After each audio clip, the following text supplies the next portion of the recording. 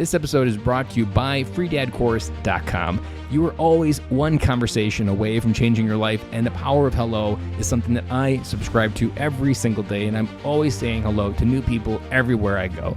Increasing your opportunity, increasing your connection, and getting access to the solutions to the problems that you are facing, whether you're on active duty or just beginning your veteran transition or even transitioning out for 20 years. On the other side of hello are the solutions that you're looking for. Again, head on over to freedadcourse.com. Get your 5-episode audio course to create more connection, create more friendships, and get back to living the life that you're trying to design. Dory 1, this is Fire Team Delta. Dad's coming home. Welcome to the Military Veteran Dad Podcast, where it is our mission to bring every dad home. I am your host, Ben Killoy. I'm a United States Marine veteran, husband, and a father. We will bring authentic conversations to inspire action in your life so we can close the gap between the dad you are today and the dad you want to be tomorrow. This is the Military Veteran Dad Podcast. Welcome back to another episode of Fatherhood Friday. Guys, August is almost over. I hope you've been able to get some awesome memories in. Last Tuesday, my wife reported back to school. Being a kindergarten teacher, they report before the kids. Our school doesn't start till after Labor Day here in Wisconsin, but the teachers have to report early. So this week has been just dad. And it's been some hard days, some good days, and some life lessons learned along the way. But training to be a stay-at-home dad for 6 months in the thick of quarantine and through the thick of summer has prepared me that I feel like I've done a pretty good job this week. I haven't been too stressed. I've been going with the flow. I haven't been trying to over-control the situation too much. It's just been a really good week of a lot of random things. Done some different adventure days. Learned that I need to double-check that a swimsuit is a 2-piece or a 1-piece because we tried to go to the beach one day. Only brought the top piece. Major meltdown, but life lesson learned, and I will improve for the next time. I want to bring a message today that was kind of inspired by my actions today. I'm recording this on Thursday, August 20th for the 21st of tomorrow.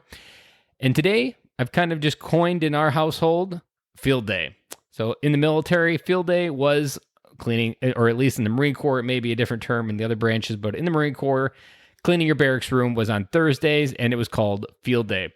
So I've just kind of taken this idea because I'm a stay-at-home dad. Cleaning up the house is on me now. So I call it field day as well. And I practiced this idea way in the beginning, probably back in March and April, and then it kind of fell throughout the heat of summer, and it just fell apart. But now that we're trying to get back into a rhythm, I'm trying to get back into a schedule. We brought back in Thursday, field day. And we pretty much spent the entire day cleaning our upstairs, the bathrooms, the living room, or the bedrooms, wiping stuff down, reorganizing it.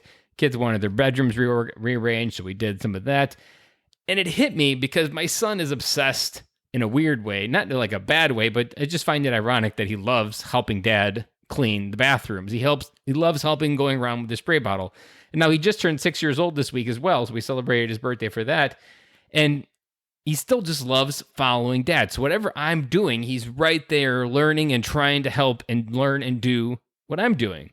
Same thing with my daughter. Now, my oldest daughter, 8, now she didn't want a field day, but I've been really getting around this idea that if she helps and supports me doing the things that I want to do, I will be able to help and support her doing the things that she wants to do, whether it be going for a bike ride or going on an adventure day, that as a family and as a team, we got to use teamwork to get the stuff done that we need to get done so that way we can have fun. And that happened today, and pretty as good as I could imagine on the first try back from summer. And the idea and the podcast message I want to bring to you today is, how are you leading your family? And for me, this idea of field day and cleaning, now, it's not perfect. It's not Instagram approved, but I got some good pictures of them doing the action so I can show them proof when they're older that they did clean when they're younger. But I want to think that this small little effort before they're even 10 of learning that we have to do work, we have to get things cleaned up, that has to create an adult that understands some core responsibilities better than I think I did. I don't think I fully understood. I was that teenager that didn't like having a clean room, that always had the stuff all over the floor. And by all means, my son is the same way. He leaves his underwear and pajamas all over the floor as well. But it's not the part of getting it perfect. And this is where many dads get it wrong. We give up instantly. That when you're parenting, oftentimes people try to go for, it's got to be this way, it's got to be that set of circumstances, it's got to be exactly the way it shows up in your head. And if it doesn't go that exact way, you failed, you're let down, and you just beat yourself up. And you're probably ended up yelling at them because they didn't do exactly what you wanted to do. And not everything I gave my kids a day got done in the way that I wanted it to. But for me, it was more about going through doing the process and the work and just understanding the idea of the task versus getting it right. I would much rather create the foundation, even though it's a little bit rocky, of what that actual look like and have it grow over time than try to fight and get it right the first time, especially if my kids are so young. Like for me to expect a perfect field day like I had when I was 21 living in Okinawa, that's not fair. I was 21. I was able to be yelled at. I didn't get upset about it. I was annoyed by it back then, but it wasn't something that I had to deal with. As an 8-year-old or a 6-year-old or as a 4-year-old, I wouldn't have handled the same type of scenario very well. So for me, I've been taking this time, especially this week and next week where they're home with me, of doing different things and making sure they understand that we have to do work before we can have fun. And that there's certain things that need to get done. And more importantly, what I've really also tried to thread in there, what I was also talking about a little bit earlier there, is being able to help them understand that if you help me get what I want, which is a clean house or a clean bathroom or your room to be clean, we can do what you want. And it's a Zig Ziglar quote, a Zig Ziglar quote. They don't know it, but I'm teaching him it to her early, that you can have everything in life you want if you just help enough other people get what they want. And in this particular case, I'm leading my family, my kids, through this exercise and understanding how this whole idea of you help me, I help you, and you end up getting what you wanted, even though you didn't have to fight for it and go for it directly. That this idea that we're a team, that's something I kind of joke with the kids about it, but I'm always encouraging them and joking at the same time. Man, I love it when we do teamwork, guys. It makes things so much better. And they often, my 4-year-old loves saying it like, Daddy, wasn't it cool that we use teamwork? And it's just nice to hear that they're using this teamwork word so early in life before they even realize where it really happens and where it really is. And maybe it's on the sports field.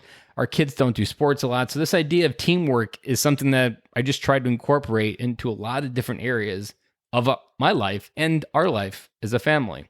But again, going back to this idea that I have to do all this work, the kids have to be entertained, all of this has to happen, and then we can go do something. Like, I've always tried to, this idea of field day is one of them. Like, I've always tried to incorporate them into the process because incorporating it teaches them a lesson. They help me, I help them, and it's not all on me because I think that's something we get wrong as dads, that there's the fun part and there's the house part and the responsibility part, and those can't be integrated.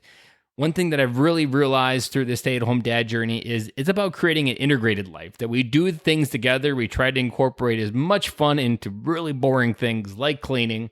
Sometimes we would have Zombies 2, the movie from Disney Channel, on Alexa's playing, and we'd be dancing and doing just fun things throughout it to kind of break up the monotony of the whole process. But guys, the question, again, what I want to leave with you is, how are you leading your family? How are you teaching those core little skills in those early years so that you can really theme on them later and extrapolate bigger ideas and talk about some small things that later you can talk about some big things? Something to kind of wrap this whole thing up here that I want to make sure, if you're going to dive into this area and understand some different ideas, one thing that I've also really had a lot of success with is just talking about some simple definitions. Responsibility is one that many dads and parents, moms, everybody alike assumes they just know. Same thing with being respectful. These words are used all the time. You can probably even say to your kids, like, that wasn't very respectful. But when's the last time you checked in to even understand whether they know those definitions? When's the last time you had to sit down and ask your son, do you know what being responsible looks like? What actions do you do when it's responsible? So as you think about leading your family, and it maybe seems overwhelming to you, just begin by having some simple definitions. That's where it started for me about maybe 6 or 7 months ago. I really opened up this idea that I'm using vocabulary that they're not able to comprehend. and I'm just being ignorant to that effect even happening. So with that, I'm going to sign off, and just remember, how are you leading your family? Are you leading them in the direction you want them to go, or are you leading them in the direction that you don't want them to go? Whether you choose to or not, you are leading them in some path. Make sure it's a conscious path, and make sure it's one you want them on. Have an awesome weekend. I'll talk to you later.